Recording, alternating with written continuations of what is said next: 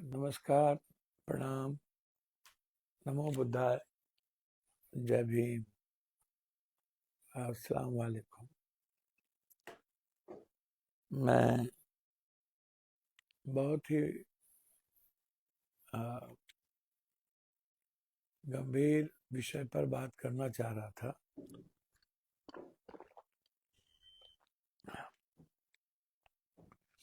बिहार के संदर्भ में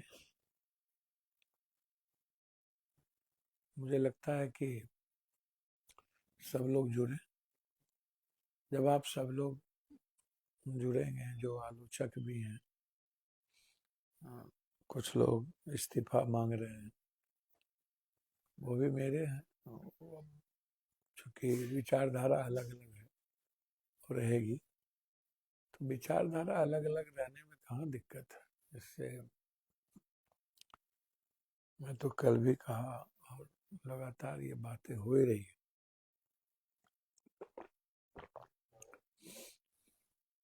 करिए, मैं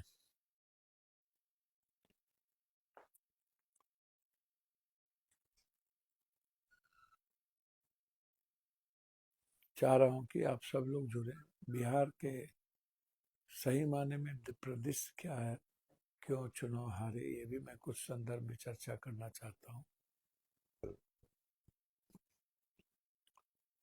और जो घटनाक्रम लालू परिवार और रोहनी जी के साथ हुआ, इस पर भी मैं 1-2 मिनट प्रकाश डालना चाहूँगा। ये बहुत ही महत्वपूर्ण है कि सिर्फ रोहनी जी या लालू जी परिवार का मतलब नहीं है, ये समाज से जुड़ा हुआ सीधा मतलब होता है और इसकी आलोचना होने लगती है। तो आप सब लोग जुड़े। मैं सही माने में आपसे बात करना चाहूँगा।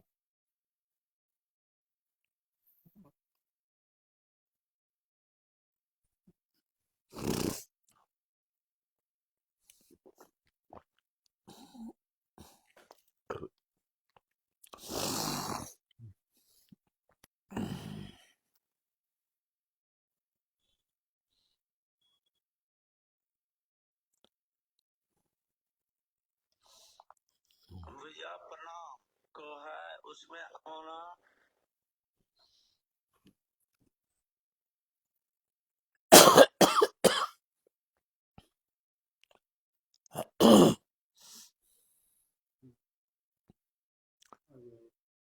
सब लोग जुड़ रहे हैं। यदि आप सब लोग जुड़ रहे हैं तो मैं अपनी बात शुरू करूं। मैं बात शुरू करना चाहूंगा चुनाव से। देखिए, 2 दिनों से मैं सच्चाई है कि सो नहीं पाया। मैं कल दिल्ली जाने वाला था, लेकिन मेरी तबीयत, मेरी फीवर काफी ठीक नहीं होने के कारण हम रुक गए। एनटीपीसी और कई बिजली उत्पादन को लेकर के मेरी बैठक है ऊर्जा विभाग में, बहुत महत्वपूर्ण। मैं अभी भी दुविधा में हूँ कि मैं हैदराबाद जाऊं बैठक में या नहीं जाऊं। मेरी निगाहें, मैं आप लोगों की तरफ, हमारे जो छोटे भाई हैं, जो जिनसे मैं प्यार करता हूँ, जब कोई घटना, मर्डर, परेशानी होती है, देखिए मैं किसी की आलोचना नहीं करना चाहूँगा, मैं आलोचक नहीं हूँ। कोरोना में आप सभी जगह थे, तो यही मीम पार्टी के जो नेता हैं हमारे भाई, याद कीजिए कि उस वक्त कौन था आपके साथ। आप जो इतना इस्तीफा और गाली गलौज शुरू कर देते हैं, आपको समझ में नहीं आती मेरे बच्चों को कि आप आरएसएस और बीजेपी की तरह व्यवहार शुरू कर देते हैं पप्पू यादव के साथ। तो ना, मैं जिसके लिए कान कटाए वही कहे कनकट्टा, कापर करूँ सिंगार पिया मोर आन्हर। एक तो इन लोगों की गाली भी सुनूं और आपकी भी गाली सुनूं। बाहर पप्पू यादव।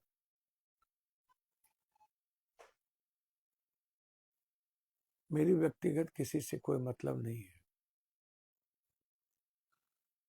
जब कोरोना था तो आप जिनके लिए हमको गाली दे रहे हैं वो कहाँ थे? वो कितने बार अमौर, किशनगंज, पूर्णिया या सीमांचल आए थे?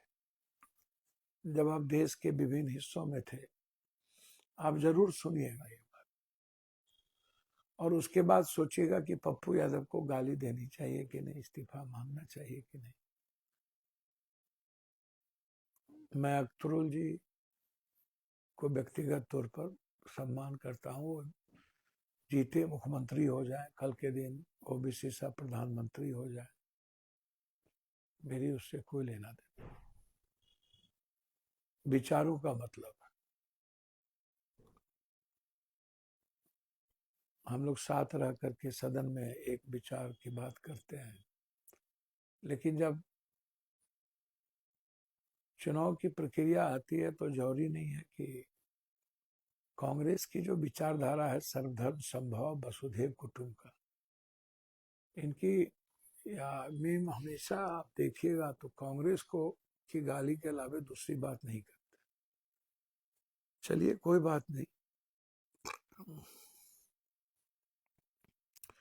आप जीत गए, आपको बधाई, आप सिकंदर हैं। एक तो ताकतवर लोग बहादुरगंज में है, वो हमको चैलेंज ही कर दिए थे, तो मैं तो अपना भाई है उसको क्या अब लोगों की अपनी आदत है। लोग हम आकाश पे थूक फेंकेंगे तो थूक तो मेरे ही मुंह पर पड़ेगा। अब मेरी आदत नहीं है कि मैं गोबर पर घी डालते रहूं, लेकिन मैं अपने भाइयों से कहना चाहूंगा, बहुत ज्यादा नहीं। आप याद करिए अमोर में बाढ़ 3 बार आया था, हम घर घर गए थे। क्या आप इतना जल्दी भूल जाते हैं कि उस वक्त आपके कोई नहीं थे और आप गाली गलौज तक, इस्तीफे तक मांगते हैं? आपका परिवार, आपके लोग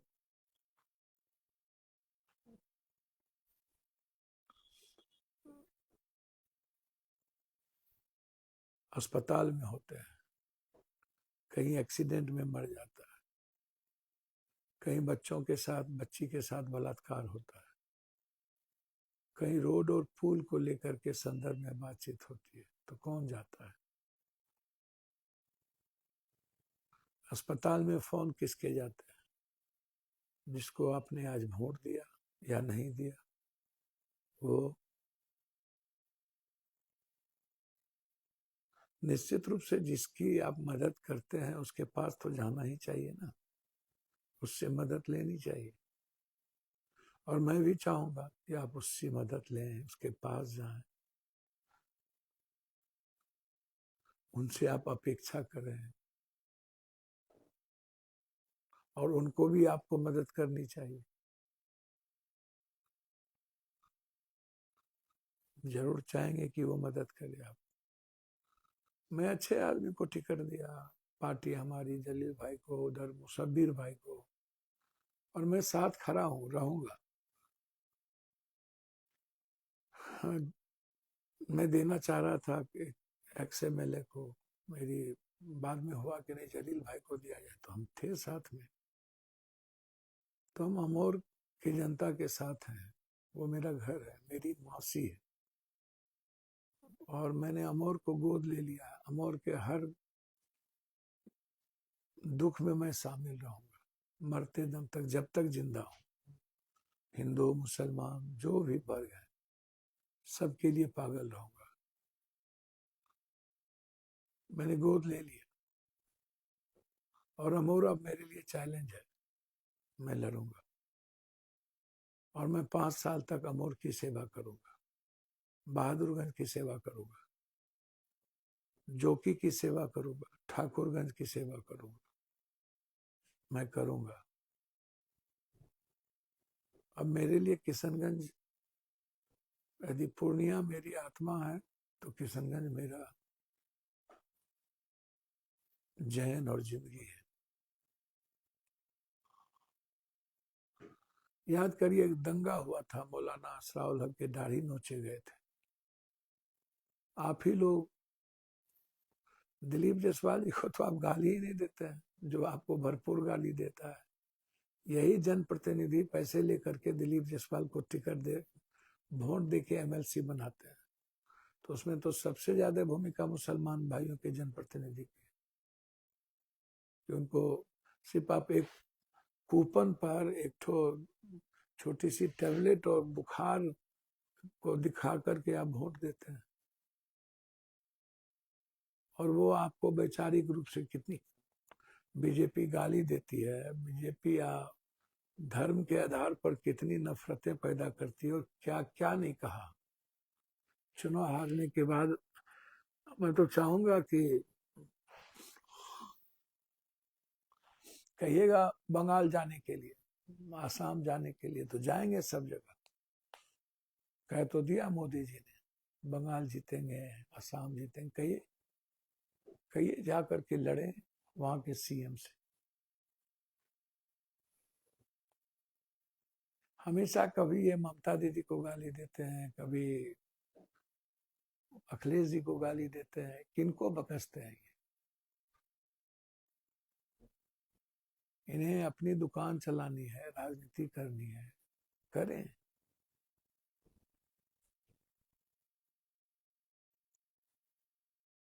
मैं इनके सारे काले कारनामे को, अभी बिहार के एक लड़के इनके अस्पताल गए, जब तक 3 लाख रुपया नहीं लिया, वो बिल मेरे पास अभी आने वाला है, मैं वो भी आपके पास दूंगा, तब तक लाश नहीं छोड़े। मैं अंधभक्तों को, उनके अंधभक्तों को कहना चाहूंगा, अरे यार, मैं आपकी भी माँ या आपके भी परिवार में कभी कोई कष्ट हुआ होगा रिश्तेदार को, तो पप्पू यादव अपने परिवार की तरह खड़ा होगा, चाहे वो हिंदू में राजपूत हो, ब्राह्मण हो, भूमिहार हो, कोई भी जाति हो। मैंने देखा इस बार, वाह रे वाह, क्या राजनीति है। चलिए, संघर्ष मेरे रास्ते लिखा है, मैं अपनी विचारधारा नहीं बदलता, और ना मैं बदलूंगा। बदलना होता तो बहुत पहले कैबिनेट मिनिस्टर हो गए होते। मैंने जिंदगी में बहुत कष्ट देखे, बदला नहीं। तो इसीलिए मैं आपसे कहना चाह रहा हूं कि जो बात आप बार बार बार बार कह रहे हैं, जरा उनसे पूछिए। मैं आपसे कहना चाहूंगा कि उनसे पूछिए कि वो किनको हराए।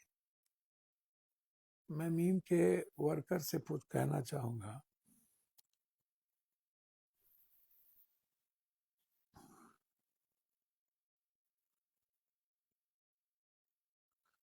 कि आपने कभी सोचा कि आपने चुनाव लड़ा तो आपने हराया किसको? मैं शुरू करता हूं। एक भी हिंदू हारे, एक भी हिंदू को आप हरा पाए, या हिंदू को जिसको आपने टिकट दी कहीं पे, 2 या 3, 4, आपने वो कितना वोट लाए, ढाका में कितना वोट लाए, आपने वहां वहां चुन करके टिकट दिया जहां पर आपको आरजेडी, कांग्रेस, इन लोगों को हराना था। और ये हराना क्यों था, मैं आपसे जानना चाहता हूं। आपने जिसको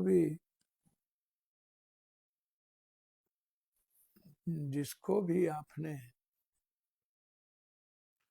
टिकट दी, वो मुसलमान को ही हराए। एक मुसलमान मुसलमान में ही हराए, किसी हिंदू को नहीं हराए।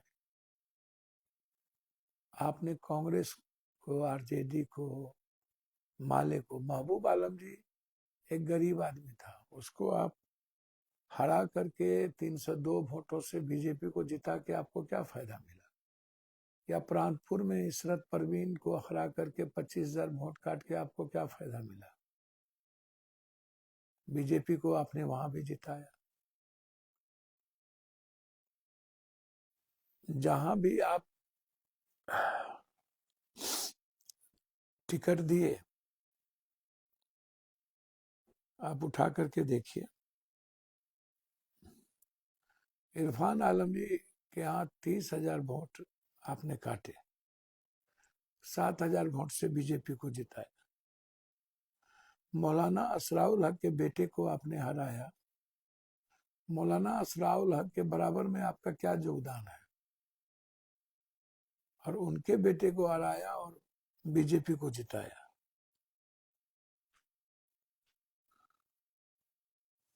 आपने केवटी में फराज अहमद को हराने के लिए अनिसुर रहमान को लड़ाया, 14,000 वोट लिए, वो 7,000 से चुनाव हार गया। अबिदुर रहमान एमएलए पूर्णिया में हराने के लिए एरी चोटी आपने लगा दी। किशनगंज में कमरुल हदा को हराने के लिए आपने एरी चोटी एक लगाई। ढाका से फैसल रहमान को हराने के लिए आपने रंजीत को टिकट दिया, 178 वोट से हम चुनाव जीते। बहादुरगंज से आपने हराने के लिए मुसब्बिर साहब को क्या नहीं किया।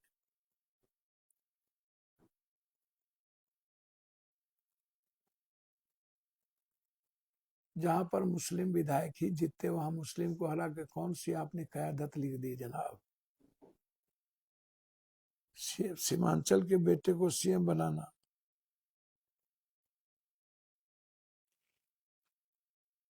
आप 18% को कह रहे थे कि हम इकट्ठा करना चाहते हैं 17%। 18% लोगों के जीवन की तरक्की, उसकी बात, आप CM, deputy CM, deputy CM, deputy CM. मैं अपने आने वाले बच्चों को ये बताना चाहता हूं कि अब्दुल गफूर को यहाँ सीएम कांग्रेस ने बनाया था। AR अंतुले को महाराष्ट्र में सीएम कांग्रेस ने बनाया था। सबसे पहले दलित मुख्यमंत्री आंध्रा में सीएम कांग्रेस ने बनाया था। भोला पासवान शास्त्री जी को सीएम कांग्रेस ने बनाया था।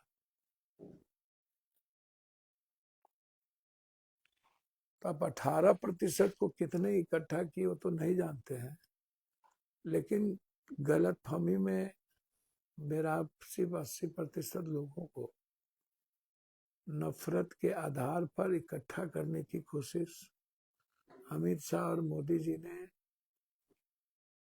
हर दौर खेलने की कोशिश की। हम आप पर आरोप प्रत्यारोप आज नहीं लगाना चाहेंगे, उसके भी पूरी प्रूफ्ड आ रहे हैं मेरे पास। मैं एक एक प्रूफ्ड के साथ आऊंगा। मैं आपके तरह बहुत उत्तेजना में बात नहीं करता हूं। मैं कोई कमजोर आदमी हूं नहीं, और कमजोर आदमी हमेशा चैलेंज मैं आपको सिर्फ मुसलमान भाई या किसी से मेरी जब कोई हमें चैलेंज करता है तो मुझको लगता है कि उनको व्यक्तिगत तौर पर नहीं कहा जा सकता है। जैसे एक विधायक ने हमको चैलेंज किया तो मैंने कहा कि मैं उनको कुछ बोलूंगा तो उस जाति को तकलीफ होगी, समाज को तकलीफ होने लगता है, इसलिए मैं आलोचना नहीं कर सकता। समाज के सेंटिमेंट के साथ मैं कोई भेदभाव नहीं करूंगा मरते दम तक, चाहे राजनीति करूं ना करूं, गाली सुनूं या छोड़ दूं। कल के दिन आपको किसी प्रकार का तकलीफ हो, मुझे कभी कभी लगता है क्या मैं इंसान नहीं हूं? जो लोग कोई विधायक गाली दे देते हैं तो मैंने कई बार कहा मैं कोई जाति नहीं हूँ, जादव या ये वो, मैं एक इंसान हूँ। और यदि कोई समझता है कि वो बहुत ताकतवर है तो वो रहे, अच्छी बात है। ताकत जो है ना विनम्रता में होती है, आलोचना में नहीं, या गाली गलौज में नहीं। मैं अभी भी, मैं उस दिन भी कहता था कि मैं सबका सम्मान करता हूँ। मैं अभी भी जो इस्तीफे की, अब प्रशांत जी तो बहुत बात कहते रहे, समझेंगे 124-25 सीट आ गया तो हम राजनीति नहीं किए, 25 सीट आ जाएगा तो राजनीति छोड़ देंगे। मैंने अमोर की चर्चा इसलिए की कि मैं राहुल गांधी जी की मीटिंग में लाखों की भीड़ जब हम गए तो अमोर की जनता ने कही कि हम इस बार अपनी सरकार बनाएंगे। तो हर आदमी अपनी जब बात करता है, मैं अख्तरुल जी की एक बार भी आप कहीं सुन लो वीडियो, आलोचना नहीं की।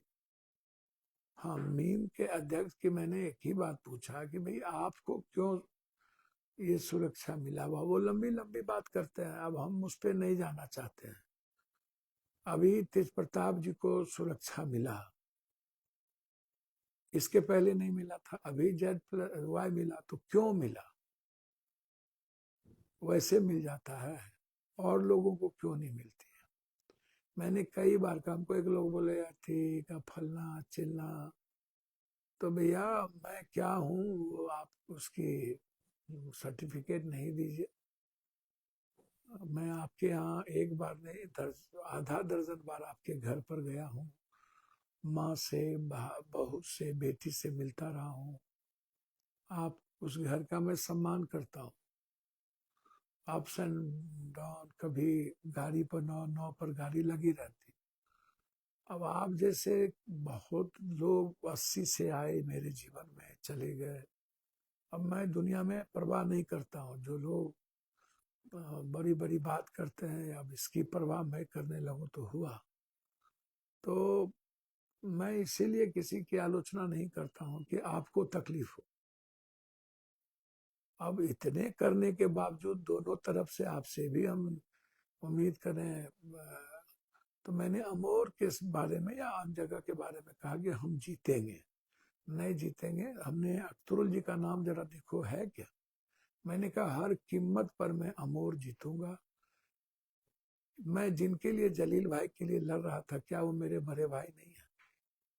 क्या वो मुसलमान नहीं है? वो मैं क्या वहां क्या कोई गलत आदमी के लिए चला गया था? तो किस बात की आप, ये बच्चे लोग हमारे फेसबुकिया बच्चे, इधर भी गाली गलौज शुरू हो जाता है। कोई चंदेल है गाली, मैंने क्या बोला? मैंने कहा कि हमें हराने जनता जहाँ होती है, जनता से बड़ा भगवान कोई नहीं है। अब वो अपनी लंबी लंबी फेंकने लगे। मैंने उनको कई बार कहा कि शिव आराध्य गुरु हैं, भगवान हैं, और डेस्टिनी को मैं मानता हूँ। तो कोई चंदेल है वहां से गाली गलो, तो मैं चंदेल का भी गाली सुनूं, मैं शफीकुर का भी सुनूं, मैं मुजबुर का भी सुनूं, तो मुझको तो समझ में नहीं आता है कि मैं क्या करूं। आप लोग तो मजबूर कर देते हैं सोचने पर, विचार करने पर। ऐसा मत करिए।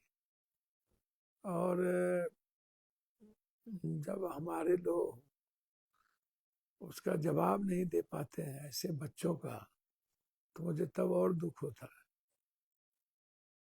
कि जो लोग मेरे सेंटिमेंट से, जीवन से जुड़े हैं, और बच्चों का जवाब नहीं देना या उसको नहीं समझाना, ये आश्चर्य होता है। तो मैंने पहले भी कहा है कि 4 साल जो मैं राजनीति करूंगा, उसमें मैं विकास की राजनीति मेरी होगी। उसके बाद मुझे राजनीति करनी है या नहीं करनी है, और निश्चित रूप से मैं उस पर विचार कर रहा हूं। अब करनी है तो कैसे, किस पार्टी के साथ, और कहां। एक्सट्रीमिस्ट तो नहीं बनूंगा। विचारधारा तो सारे वर्गों के लिए है, चाहे वो हिंदू हो, फॉरवर्ड हो, बैकवर्ड हो, मुसलमान हो। कोई एक वर्ग के लिए मैं इस जन्म में राजनीति नहीं करूंगा। हाँ, जब आपकी बारी आती है, चाहे एनआरसी हो, जो भी चीजें हो, तो वहां जब कोई बारी आती है सही बातों का, तो मैं उसको मजबूती से रखता हूँ और रखूंगा। वहां मैं डरूंगा भी नहीं। जिस जाति की बात आएगी और वहां उस के अधिकार पर कोई दबाएगा, तो वो तो मैं उस जाति के साथ खड़ा होऊंगा। चाहे जितनी गाली पड़े, मैं वो जाति रहूं ना रहूं। चाहे कोई आरएसएस के लोग गाली देते रहे, उस पर कोई फर्क नहीं पड़ता। आप हिंदू मुसलमान कराओगे, बैकवर्ड फॉरवर्ड कराओगे, ये तो मैं नहीं चलेगा। इनसे पूछो, ग्रामीण दरभंगा ललित यादव को 18,000 वोट काट के ये चुनाव आरजेडी को हरा दी। तो ये जो 10 सीट ये हराए, अब आप बोलोगे कि हमको सीट नहीं दे। भैया सीट आपको कौन दे दिया? कौन कहाँ पर दे देता है? आप यहीं आके उम्मीद करने लगते हो। हाँ, मैंने तो ये आलोचना की है कि हमारे युवा नेतृत्व तेजस्वी यादव को एक्सट्रीमिस्ट नहीं कहना चाहिए। मैं आज भी उस पर कायम है कि मैं एक्सट्रीमिस्ट को अपने गलत तरीके से, एक्सट्रीमिस्ट का मतलब कुछ और होता है और आपके नेता ने उसको मुसल्लब से इसको जोड़ के देखने लगे, और जो हमारे नहीं पढ़ने वाले बच्चे हैं वो हो करने लगे। तो उनका संदर्भ कोई और था, उनका संदर्भ कुछ और नहीं था, फिर भी मैंने कही कि नहीं, वो नहीं कही जा सकती। लेकिन पूरे भारत में आपके साथ कौन गठबंधन करता है? आप जाइए तो आप उत्तर प्रदेश में जाके आप बसपा से जाकर के समझौता करिए, मैं देखता हूँ आपके साथ कौन समझौता करता है। जाइए आप, मुझे तो नहीं लगता कि आपसे कोई समझौता आज तक किया है। और यदि यहाँ पर आप एक इस तरह की बात कर रहे थे समझौता समझौता, तो चलिए अब हुआ क्या वोट में ये मैं बताऊंगा। लेकिन सीमांचल में ही आपने जो सीमांचल के सीटों पर, और जहां मुस्लिम कुछ ज्यादा हैं, चाहे वो शेर घाटी हो, वहां हारे नहीं। सब जगह अपने चुनाव कोशिश की मुसलमान का थोड़ा मोड़ा वोट काटने का।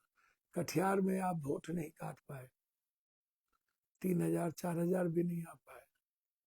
अन्य जगहों पर भी आपने चुनाव लड़ाया, आप अररिया भी हराने का प्रयास किए, आप जोकी में भी आप हराने का ही प्रयास किए।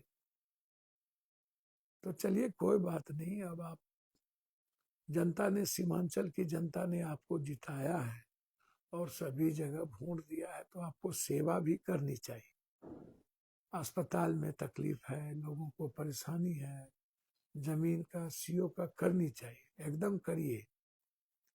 जरा 5-5 लोग जीते हैं तो आप तो कर ही सकते हैं, उसमें क्या दिक्कत है?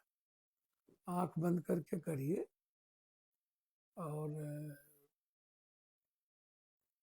मैं समझता हूँ कि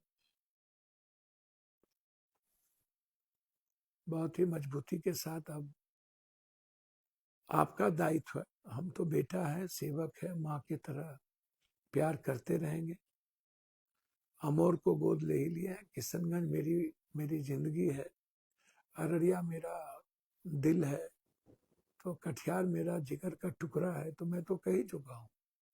मधेपुरा मेरा घर है, सुपौल मेरा परिवार है, सहरसा मेरा रिश्ता है, तो मैं तो बोल ही चुका हूँ कि सीमांचल और कोसी बिल्कुल मेरी जिंदगी का हिस्सा है। लेकिन इस तरह से आप सोशल मीडिया पर बात करते हैं, मुझको समझ में नहीं आता। मैं सबकी गाली सुनूं, अपनों की भी, माँ की भी, मौसी की भी, पड़ोसी की भी, बारे बा पप्पू, क्या सफा दिया है आप लोगों ने, फल दिया है। पूरी जिंदगी जिसके लिए दे दे वो भी गाली दे, पूरी जिंदगी जिसकी बात करें वो भी। क्या फर्क है? मतलब दोनों एक ही चट्टे बट्टे, एक ही थाली के हैं क्या? एक आरएसएस, एक उसकी बी टीम। प्लीज, आपने किसी हिंदू को, बीजेपी को नहीं हराया, आपने हराया सेकुलर पार्टी को। आपने हराया किसको, वो आप देख लीजिए। इसीलिए हाथ जोड़ता हूँ, हम ही से गलती हुई हो तो हमको क्षमा करिए, माफ कर दीजिए, लेकिन विचारधारा को कमजोर मत कीजिए और अपने परिवार को, पूर्णिया को कमजोर मत कीजिए।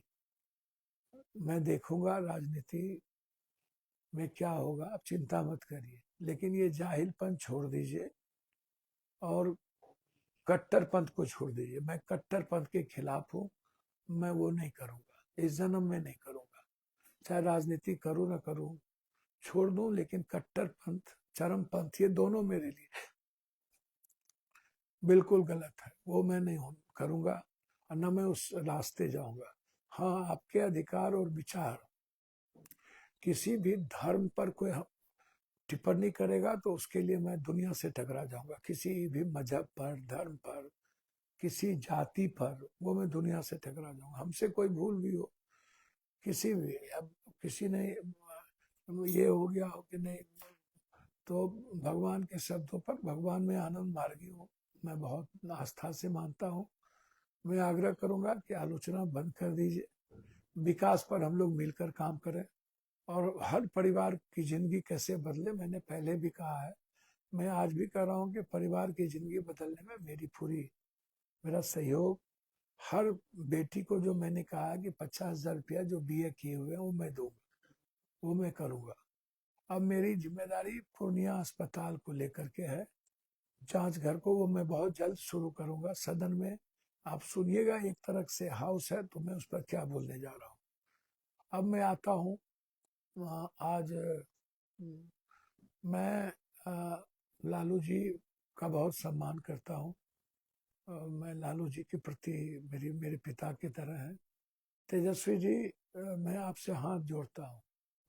राजनीति अपनी जगह पर है, प्लीज अपने परिवार के साथ किसी को दखल देने मत दीजिए। हमें भी हमारे परिवार में कई तरह की तकलीफ होती है, मेरे परिवार में कोई दखल नहीं दे सकता। मैं आपसे भी बात करता हूँ, तेजस्वी जी रोहिणी जी को लौटा लीजिए, ये मेरी विनती है। आंख बंद करके मैं हाथ जोड़ता हूँ। रोहिणी जी आपकी बहुत अच्छी बेटी बहन है, लालू यादव जी को जिंदगी दी है। लालू जी प्लीज पैर पकड़ता हूँ आपका। मैं जानता हूँ कि आप मजबूर हो गए हैं, विवश हो गए।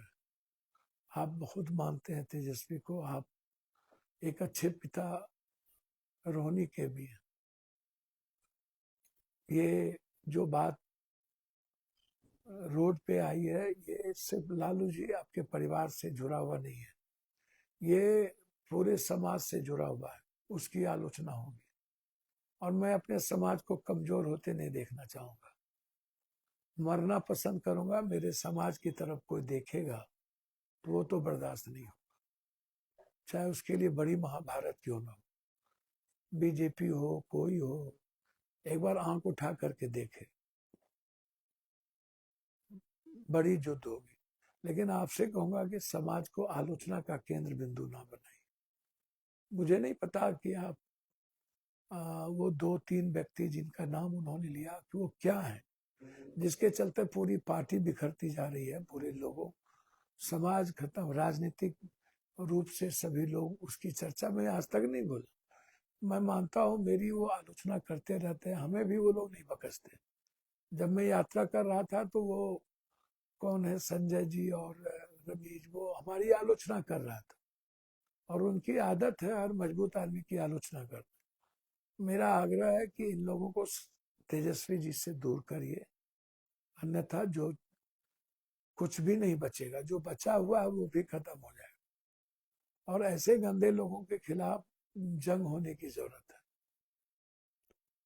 ये इन लोगों को मत बकसिए। समाज से भी आग्रह करेंगे, जिसने ये सरकार, मैं नहीं मानता कि इन लोगों के कारण गई, ये चोरी के कारण है। हाँ, इन लोगों के कारण कुछ गलतियां हुई है, इन लोगों को सुधार करना चाहिए। साथ रहें लेकिन परिवार में दखल ना दें और गलत तरीके से चीजों को ये ना करें। इन लोगों को कहिए बिहार जाए, दिल्ली में से आपसे करे। मेरा आग्रह है कि रोहिणी जी के साथ जो भी अशिष्टता हुई होगी वो बर्दाश्त के लायक नहीं है, वो सही नहीं है। और मैं लालू जी से आग्रह करूंगा, जिसने आपकी जिंदगी को यहाँ बचाया, एक कोई आपकी जिंदगी में देने को तैयार नहीं थी किडनी, और आपको एक बच्ची ने दी, उसके बावजूद आप उनको नहीं सम्मान दिला पाए। आप इतने मजबूर कैसे हो सकते हैं? लालू जी आप इतने मजबूर नहीं हैं, हम लोग भी आपके बेटे हैं, हम लोग साथ हैं आपके। आपके तरफ कोई उंगली भी दिखाएगा ना, तो लालू जी वैसे लोगों को जमीन भी नसीब नहीं होगा इस बिहार में, कि मैं आपको वादा करता हूं। आप मजबूर नहीं है, आपके साथ सामाजिक न्याय और हर गरीब आदमी है। 16-17% वो ताकत है जो आपको इस भी होता है तो तकलीफ होती है उसको, इसलिए आप मजबूर नहीं है। कल के दिन आपसे कोई राष्ट्रीय अध्यक्ष भी छीन ले तब क्या होगा? ये मत करिए, ये मेरा आग्रह है। मैं हाथ जोड़ता हूँ, रोहिणी जी को लौटा लीजिए। समाज की आलोचना होती है। आप नहीं आ रहे हैं, समाज आ रहा है। 3 दिनों से पूरे बिहार में खाना नहीं बनी है। और मैं कई बार कहता हूँ तेजस्वी जी कि अपने यादव समाज कुछ ऐसे गीत गाना नहीं बनवाइए। मैं फिर कह रहा हूँ कि अपने बच्चों को समझाइए, और उनको जब आप समझाएंगे तो वो मानेंगे। माथा में पगड़ी बांधना, लेहरिया कट मोटरसाइकिल चलाना, इन सब चीजों को हम लोग को अभी से करना पड़ेगा। ये आपके कारण हार नहीं हुई, हारे हैं हम लोग चुनाव आयोग के कारण। हम लोग को हराया गया। हर बैलेट पेपर में, पोस्टल बैलेट पेपर में इंडिया गठबंधन के उम्मीदवार को 60% वोट है, और ईवीएम में हम हार गए।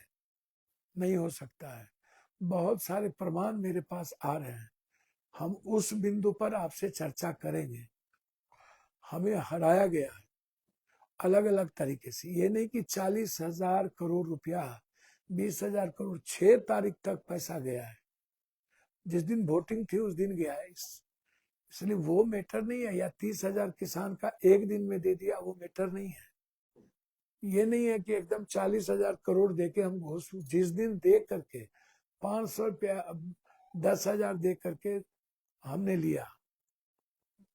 मैं नहीं मानता कि यूथ को कोई खरीद पाया। यूथ, सभी जात का यूथ पागल था बदलाव के लिए। मैंने देखा है। वो चाहते थे तेजस्वी मुख्यमंत्री हो। आप 32% आपने तेजस्वी को मुख्यमंत्री के रूप में चाहा। नीतीश जी की कम थी, जबकि Nitish ji as a man अच्छे हैं। मैं बार बार कहता हूँ, जब नीतीश जी पीछे हो रहे थे और बीजेपी बढ़ रही थी तो मुझे तकलीफ हो रहा था, और तेजस्वी जी पीछे हो रहे थे तो मुझे लग रहा था कि अब मैं रिजाइन कर दूं, डेमोक्रेसी नहीं बचेगी और विपक्ष नहीं बचेगा तो लोकतंत्र नहीं बचेगा। तो मैं लड़ा हूं तेजस्वी जी के लिए, मैं लड़ा हूं दिल से, मैं किया हूं। लेकिन जब समाज पर पड़ेगा तो मैं किसी को नहीं बख्शूंगा, वो कोई हो। और आज समाज पर पड़ रहा है, ये मुझे बर्दाश्त नहीं होगा।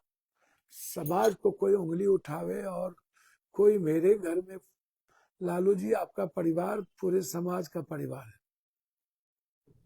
और पूरा बिहार पप्पू परिवार है। मैं किसी को अलग नहीं मानता। आपको दर्द होने ही नहीं कि कोई भी बैकवर्ड नहीं है, दलित नहीं है जिससे आपको लेकर के दर्द ना होता हो। सबको दर्द होता है। लेकिन ये चीजें, ये घटना मुझे पसंद नहीं आई। मैं बार बार कह रहा हूँ कि हम लोग हराए गए हैं। षड्यंत्र रची गई है, सुनियोजित षड्यंत्र रची गई है। इसीलिए ये घबराने की जरूरत नहीं है। 55,000 वोटर उत्तर प्रदेश से यहाँ नाम जोड़े गए हैं।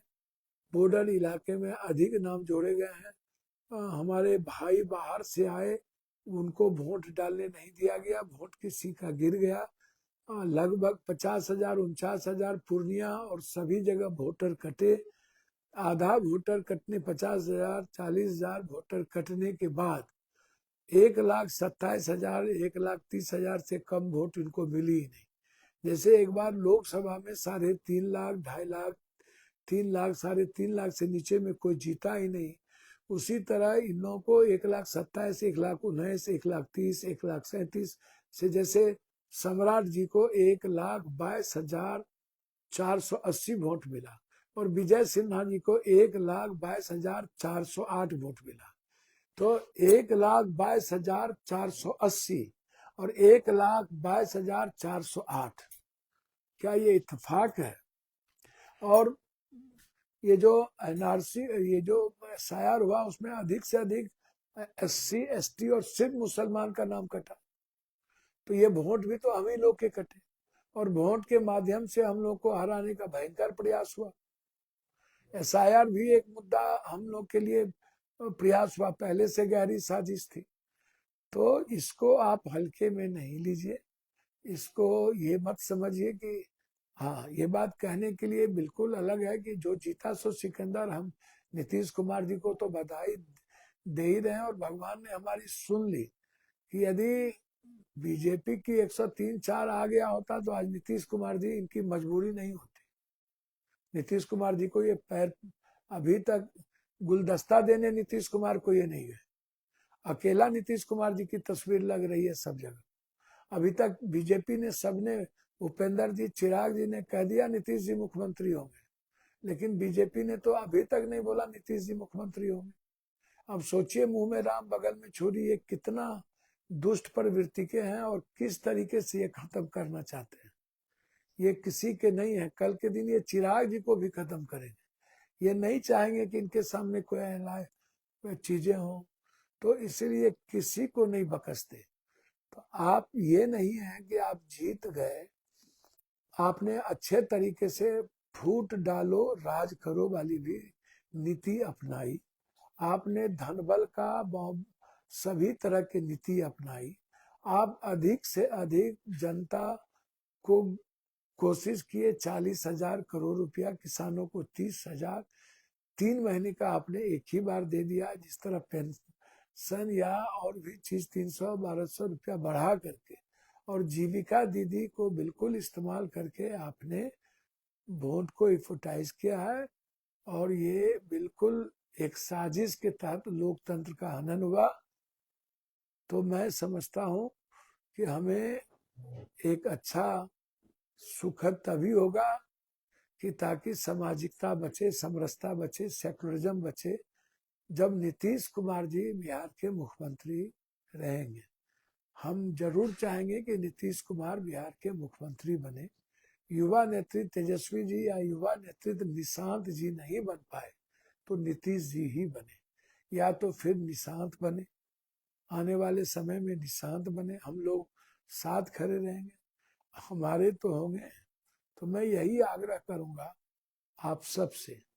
यही 3 विषय था। पहला विषय था कि जो लोग गाली गलौज करते हैं, मैं कोरोना और बाढ़ में ये लोग कहाँ थे ये सोचिएगा, हर घटना में कहाँ होते हैं सोचिएगा, किशनगंज और अमौर की हर तरह के दर्द में कौन होता है सोचिएगा, हर एक्सीडेंट, मर्डर और बलात्कार जैसी और आग जब लगती है तब कौन पहुंचता है पान न पान की डंडी लेकर के, सोचिएगा।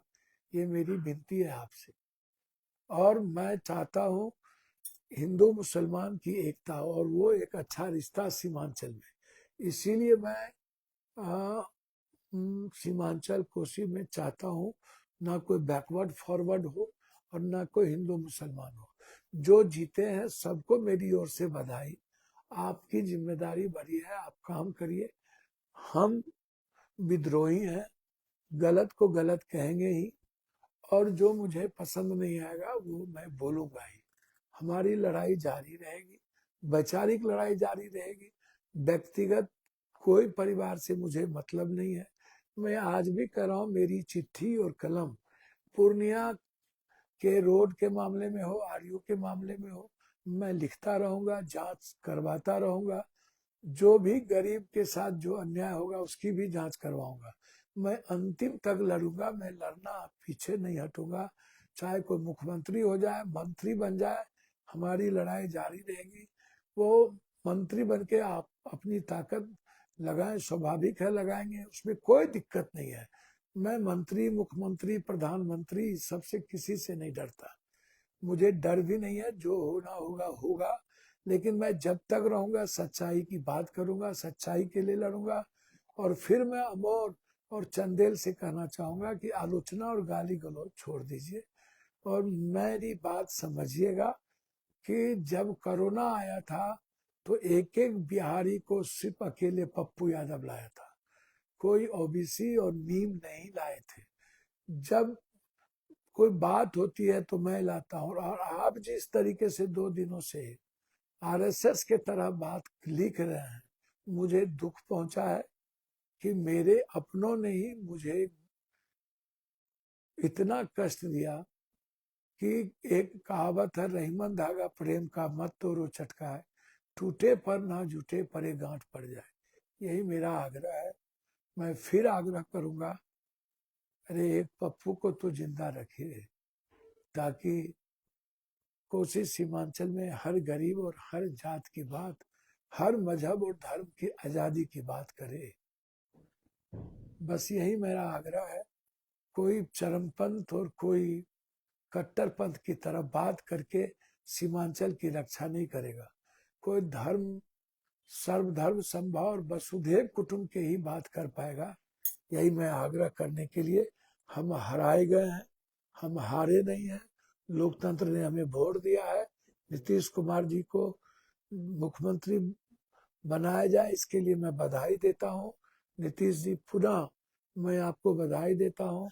जदयू को बचाइएगा नीतीश जी, ये मेरा रिक्वेस्ट है।